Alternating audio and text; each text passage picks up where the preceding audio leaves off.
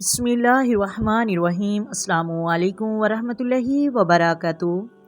محترم ناظرین، مولانا الیاس قادری رحمۃ اللہ علیہ فرماتے ہیں کہ ہندوستان کے ایک نگر میں ایک شخص رہتا تھا۔ اس کی ایک خاص عادت یہ تھی کہ وہ درود شریف بہت زیادہ کثرت سے پڑھتا تھا۔ حج کا موسم تھا، مکہ شریف کی طرف قافلے روانہ تھے۔ اس پر بھی کرم ہوا، رات کو سویا، قسمت جاگ اٹھی، ہمارے سرکار صلی اللہ علیہ وآلہ وسلم اس کے خواب میں تشریف لائے۔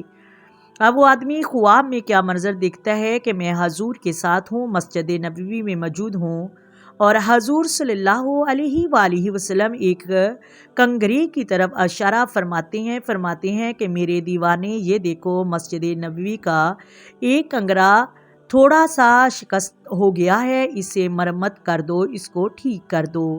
جب صبح آنکھ کھلی، دل خوشی سے اچھل رہا تھا، چہرے پر رونق تھی کہ سرکار کی زیارت نصیب ہوگی۔ اب خوش تھا کہ سرکار نے کرم نوازی فرمائی، حکم فرمایا کہ تمہارا یہ کام ہے، وہ کام کر جاؤ۔ فکر مند تھا کہ میں غریب ہوں اور بہت غریب ہوں۔ پیسے اس کے پاس نہیں تھے، دل میں تسلی تھی کہ حضور صلی اللہ علیہ وآلہ وسلم نے بلوایا ہے، کرم ہوا تو جاؤں گا۔ اس نے اپنے ہتھیار تھیلے میں پیک کیے اور کندھے پر باندھے اور روانہ ہو گیا۔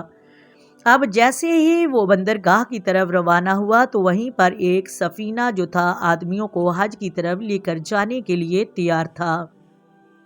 بات یہ ہے کہ اس سفینے کا جو کپتان ہے وہ اسے چلانے کی بڑی کوشش کر رہا تھا، لیکن حرکت نہیں کر رہا تھا۔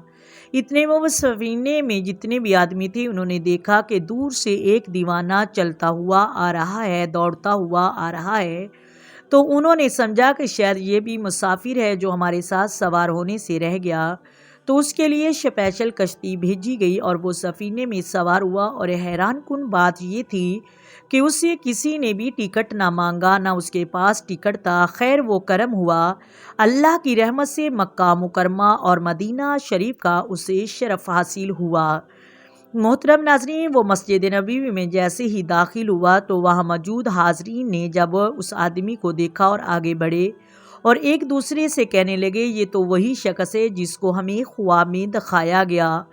اور وہ اس آدمی کے پاس گئے اور کہنے لگے، تمہیں بلوایا گیا ہے اور اس کنگرے کو مرمت کے لیے؟ اس نے کہا کہ ہاں۔ تو جب اس آدمی نے سرکار صلی اللہ علیہ وآلہ وسلم کی سنہری جالی کی طرف حاضر ہوا اور رو کر اپنا سلام عرض کیا اور پھر اس کے بعد حکم کی تعمیل شروع کر دی جس کے لیے حضور صلی اللہ علیہ وآلہ وسلم نے اسے بلوایا تھا، اب کیا ہوا کہ وہاں کوئی بڑے انتظام نہیں تھے۔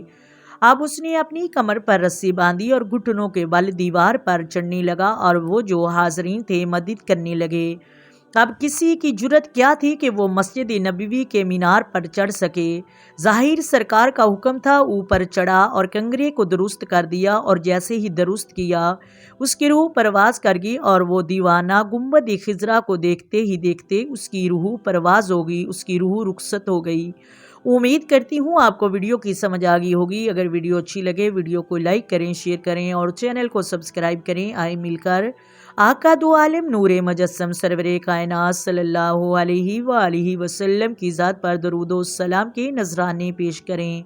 الصلاۃ والسلام علیک یا سیدی یا رسول اللہ، الصلاۃ والسلام علیک یا سیدی یا حبیب اللہ، الصلاۃ والسلام علیک یا سیدی یا نبی اللہ وعلی آلک وصحابک یا سیدی یا محمد رسول اللہ۔ اللہ حافظ۔